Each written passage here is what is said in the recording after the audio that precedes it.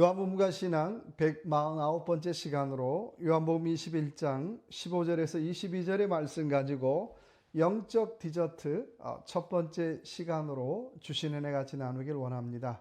가끔 뷔페 식당을 가보면 어느 집은 에피타이저가 좋은 식당이 있고요. 또 어느 식당은 메인 요리가 좋은 식당이 있습니다. 그런데 또 어느 집을 가보면 디저트가 좋은 식당이 있습니다. 물론 식당이라면 메인 요리가 당연히 좋아야 하겠지만 메인 요리 못지않게 디저트가 좋아도 좋은 식당이라고 쳐줍니다. 오늘 15절의 말씀에 이렇게 시작합니다. 그들이 조반 먹은 후에 예수께서 시몬 베드로에게 이르시되 라고 말씀하고 있어요. 조반 먹은 후에 라고 시작을 해요. 오늘 예수님과 제자들은 메인 요리인 물고기와 떡을 다 먹었습니다. 그런 후에 오늘 예수님께서 제자들에게 디저트를 나눠주고 계십니다. 우리가 생각하는 맛있는 빵이나 아이스크림이 아니라 제자로서 꼭 들어야 될 질문들, 인생을 살면서 꼭 들어야 될 질문들을 오늘 예수님은 영적 디저트로 나눠주고 계십니다. 예레미야 10장 23절의 말씀처럼 여호와여 내가 알거니와 인생의 길이 자기에게 있지 아니하며 지도자에게 있다는 그 고백처럼 우리는 우리 인생을 지도하는 분에게 날마다 듣고 배워야 합니다. 또 우리 인생을 지도하는 분에게 인생을 살아가는데 정말 중요한 질문을 들을 수 있다면 그것보다 행복한 일이 어디가 있겠습니까? 바로 그 중요한 질문들을 통해서 영적 디저트 첫 번째 시간 같이 은혜의 시간으로 나눠보길 원합니다. 첫째는 오늘 15절의 말씀에 요한의 아들 시몬아 네가 이 사람들보다 나를 더 사랑하느냐 하시니 라고 말씀하고 있어요. 그러니까 첫 번째 영적 디저트는 네가 이 사람들보다 나를 사랑하느냐라고 오늘 주님께서 묻고 있습니다. 누구나 다 사랑하냐라고 하는 질문 받으면 네, 당연하지요. 네, 사랑합니다라고 대답할 것입니다. 그런데 주님 그렇게 묻지 않으셨어요. 오늘 마태복음 22장 37절 이하에 보면 내 마음을 다하고 힘을 다하여 주 너희 하나님을 사랑하고 내 이웃을 내 몸과 같이 사랑하라고 말씀하고 있습니다.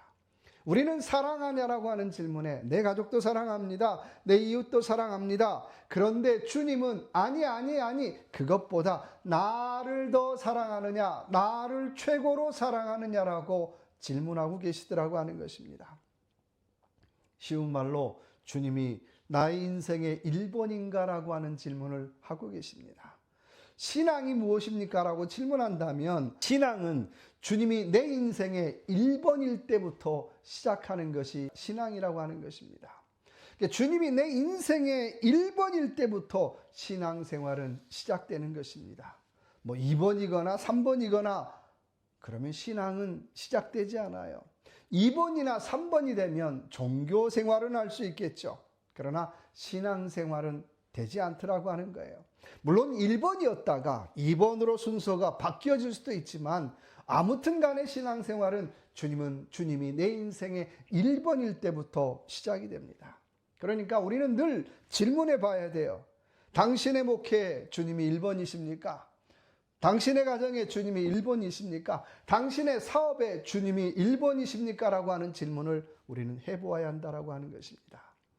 저도 부족하지만 열심히 목회를 한다고 했지만 솔직히 주님이 1번이 아닐 때도 참 많았습니다. 때로는 당회가 1번일 때가 있었어요. 때로는 교인들의 뜻이 1번일 때가 있었어요. 그런 결정을 따라서 사역하는데 머리 뒷꼭지에서 들려오는 소리가 있죠. 이거 아닌데. 이거 아닌데. 이거 아닌데 라는 얘기는 주님을 1번으로 결정한 일이 아니라고 하는 것입니다. 그러니까 주님을 1번으로 결정하지 않으면 늘 영적인 잔상, 찌꺼기가 남아요. 세상 말로 찜찜하죠. 찝찝해요. 이유는 주님을 1번으로 결정하지 않았기 때문에 그렇다는 거예요. 그러나 주님을 1번으로 해서 선택한 결정은 영적인 잔상이 남지 않아요. 찝찝하지 않아요. 그런데 주님을 1번으로 결정한 일이 아니면 늘 영적인 잔상이 많이 남아요. 늘 찝찝해요.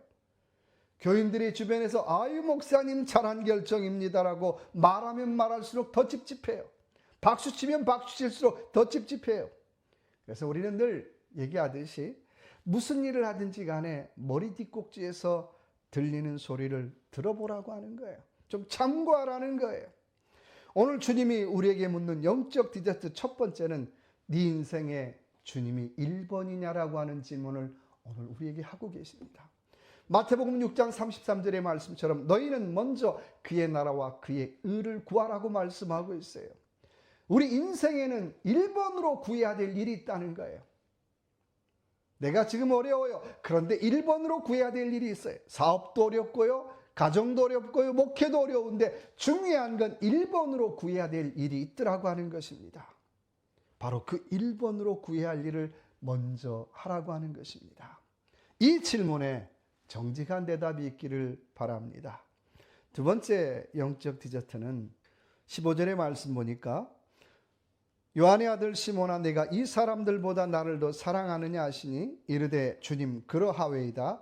내가 주님을 사랑하는 줄 주님께서 아시나이다. 이르시되 내 어린 양을 먹이라 하시고 두 번째 영적 디저트는 사랑하는 일을 하라고 하는 것입니다. 오늘 주님은 네가 나를 정말 사랑하느냐라고 3번씩이나 물어봐요. 만약에 이 질문들을 여인 사이에서 한번 했다고 한번 생각해 보세요. 자기 나 사랑해? 자기 나 사랑해? 그런데 3번씩이나 물으면 아마 대답하는 남자나 여자나 화를 냈을 것 같아요. 진짜 내 사랑을 못 믿어? 2번씩 물어봤으면 됐지 뭘 3번씩이나 물어봐 라고 화를 냈을 것 같아요. 그런데 오늘 주님이 3번씩이나 베드로에게 질문한 것은 진짜 사랑하느냐는 거예요. 진짜 사랑하느냐는 거예요. 마치 베드로가 예수님을 3번씩이나 부인했던 것처럼 오늘 예수님도 베드로에게 3번씩이나 사랑하냐라고 질문하고 있더라는 거예요. 여러분 3번 배신했다는 건 진짜 배신한 거예요. 그렇다면 회복에도 3번의 과정이 필요하다라고 하는 것입니다. 그러니까 우리가 무엇을 하든지 간에 진지하게 3번씩은 물어보라고 하는 거예요. 과연 이 일을 해야 되는가? 과연 이 사업을 해야 되는가? 과연 이 섬김을 해야 되는가? 이 봉사를 해야 되는가라고 진지하게 3번씩 물어보라고 하는 것입니다. 물어보지 않으면 우리는 감정 따라 기분 따라 덥석했다가 실패할 수 있다는 거예요. 물론 3번 물어본다고 해서 실패하지 않는다는 건 아니죠. 그러나 중요한 것은 실수를 덜 할 수 있다라고 하는 거예요. 오늘 베드로에게 너 나 3번 부인했지? 나도 너에게 똑같이 갚아줄 거야. 그래 그런 뜻으로 3번 물어본 것이 아니라는 거예요. 오늘 베드로에게 3번씩이나 계속해서 질문한 질문은 뭡니까? 너 정말 생각 잘하고 대답해. 너 정말 마음 담아서 대답해. 너 정말 정성 들여서 대답해 라고 하는 하나 주님의 메시지가 있더라고 하는 것입니다. 너 정말 나 사랑하냐? 너 정말 나 사랑하냐? 그렇다면 사랑하는 일을 하고 살라고 하는 거예요. 억지로 마지못해서 일하지 말라는 거예요. 물론 자기가 사랑하는 일만 하고 살기는 참 어렵죠. 그러나 우리는 시간 내고 틈 내고 마음 내서 사랑하는 일을 하고 살아야 합니다. 우리 인생 그렇잖아요. 뭐 한 번 왔다가 돌아가는 인생인데 중요한 건 잘 돌아가야지요. 잘 돌아가야 되는데 엉망으로 살다가 돌아가면 안 되잖아요. 기왕이면 좀 잘 살다가 사랑으로 살다가 잘 돌아가야 되잖아요. 사랑으로 산다는 것은 나도 사랑으로 살고 내 주변 사람들에게도 사랑으로 살 때 가능한 일이에요. 우리는 종종 물어보잖아요. 왜 그렇게 살아야 됩니까? 라고 질문할 수 있지요. 그러나 주님이 그렇게 사셨잖아요. 십자가에서 모든 것 다 내어주시고 사랑으로 사셨기 때문에 주님은 오늘 우리에게도 사랑으로 살기를 원하시는 줄로 믿습니다. 여러분 무엇이 잘 사는 인생일까요? 돈 많은 인생일까요? 돈 많은 인생은 그냥 돈 많은 인생이에요. 그 돈으로 무엇을 하느냐가 참 중요하죠. 그 돈으로 사랑하는 일을 할 때에 그 돈에 가치가 있고 의미가 있는 거예요. 한 번은 식당에 갔는데 마침 라이브 연주를 했어요. 라이브 연주를 하는데 앞에서 연주하는 연주팀이 댄스곡을 연주를 했습니다.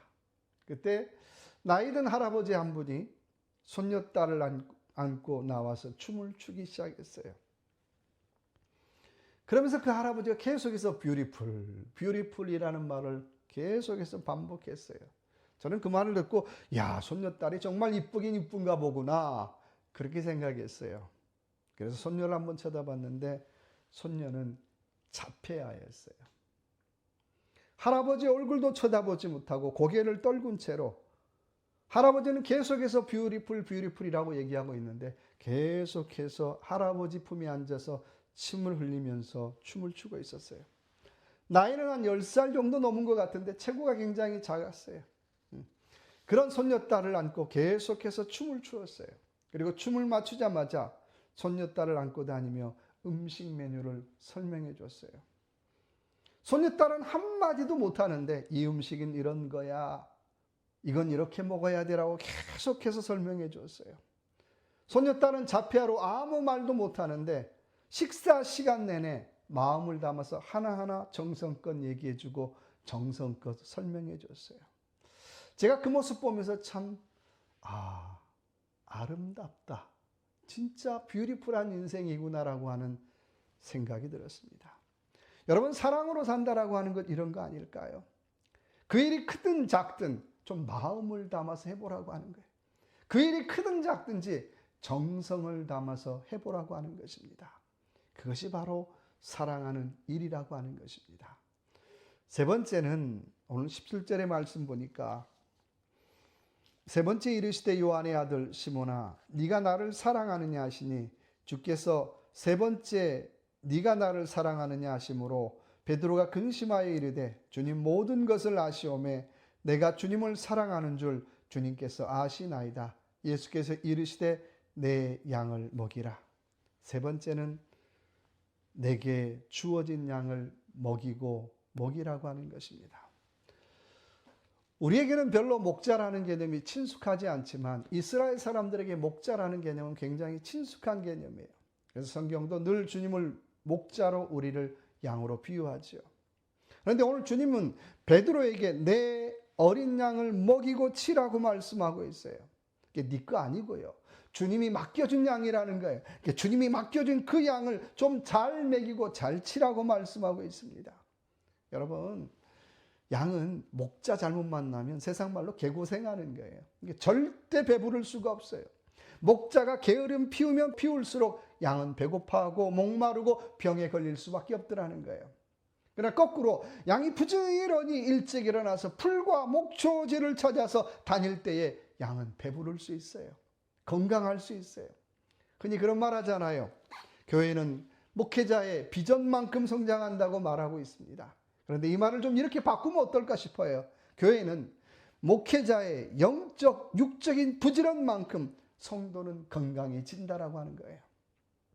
그래서 목회자도 계속해서 배워야 돼요. 오늘 이 말을 우리에게 적용시켜 본다면 우리 각자에게는 맡겨진 양무리가 있더라고 하는 거예요. 꼭 목회자가 아니라도 우리에게 맡겨진 양이 있어요. 가족의 양도 있고요. 직장의 양도 있고요. 이웃의 양도 있더라는 거예요. 그 양을 먹이라고 말씀하고 있어요. 그 양을 치라고 말씀하고 있어요. 먹인다는 말을 헬라어로 보니까는 그 뜻을 보니까 만족시키다라고 하는 뜻을 가지고 있어요. 하나님이 내게 이 양 이만큼 주셨습니다 라고 되는 것이 아니라 내게 맡겨준 그 양을 만족시키라고 하는 거예요. 살찌우게 하라는 거예요. 건강하게 하라고 하는 것입니다. 튼튼하게 하라고 말씀하고 있는 것입니다. 그러기 위해서는 우리는 늘 질문해 봐야 되죠. 오늘 하나님이 내게 맡겨준 양무리에 최선을 다했는가?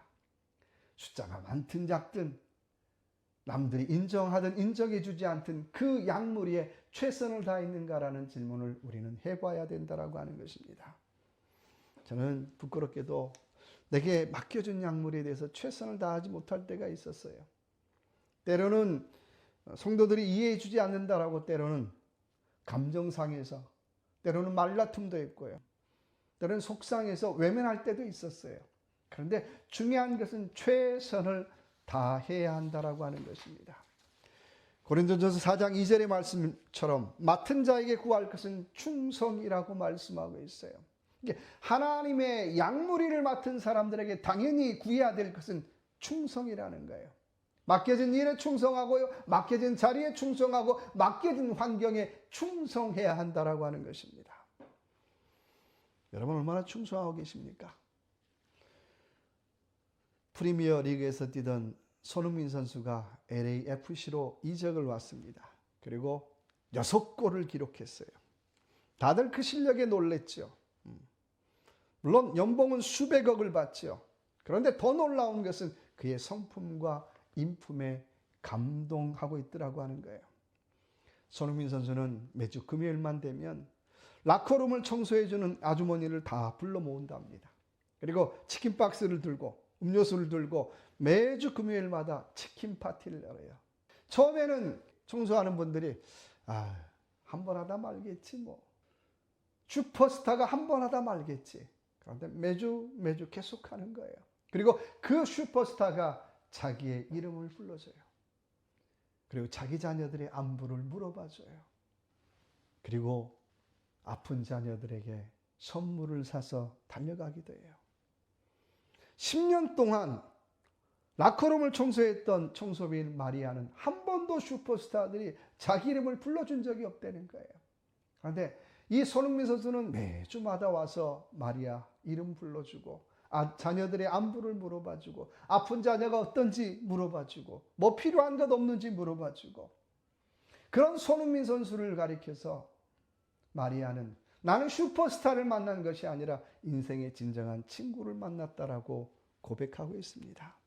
그런 모습을 보고 사람들은 치킨 혁명이 일어났다라고 얘기하고 있어요. 수백억 원의 연봉을 받지만 인간으로서의 품위를 잊지 않고 항상 주변 사람들을 섬기고 있어요. 여러분, 오늘 저와 여러분도 내게 주신 양무리들을 한번 생각해 보십시다. 손흥민 선수도 치킨 박스를 들고 찾아가는데 우리도 치킨 박스를 들고 한번 찾아가 보십시다. 그리고 내게 맡겨진 양무리 많든지 적든지 잘 먹이십시다. 최선을 다하십시다. 그래서 이 한 주간도 영적 디저트로 내가 주님을 더 사랑하고 또 내가 정말 사랑하는 일을 하고 그리고 맡겨진 양무리에 최선을 다하는 저와 여러분의 삶이 되시길 주님의 이름으로 축원합니다. 기도하겠습니다. 참 좋으신 하나님 아버지, 오늘 주님은 베드로에게 묻습니다. 네가 정말 나를 1번으로 사랑하느냐라고 묻고 계십니다. 주님, 정말 주님은 1번으로 사랑합니다라고 고백할 수 있는 우리의 신앙이 되기를 원합니다. 2번도 아니고 3번도 아니고 1번입니다라고 고백할 수 있는 믿음을 허락하여 주시고 내가 정말 주님을 사랑한다면 사랑하는 일을 하게 하여 주시고 그리고 크든 작든 내게 맡겨진 그 양무리에 최선을 다하는 우리의 삶이 되어지게 하여 주옵소서. 손흥민 선수도 매주 치킨 박스를 들고 청소하는 아주머니를 찾아다니면서 그들을 격려하는데 오늘 내게 맡겨진 양물이 얼마나 잘 먹이고 잘 위로하고 잘 격려하는지 하나님 되돌아보게 하여 주시고 그들을 정말 위로할 수 있는 우리의 신앙생활, 우리의 목회생활이 될 수 있도록 은혜 베풀어 주시옵소서. 함께하여 주실 걸 믿고 예수님 이름으로 간절히 기도드립니다. 아멘.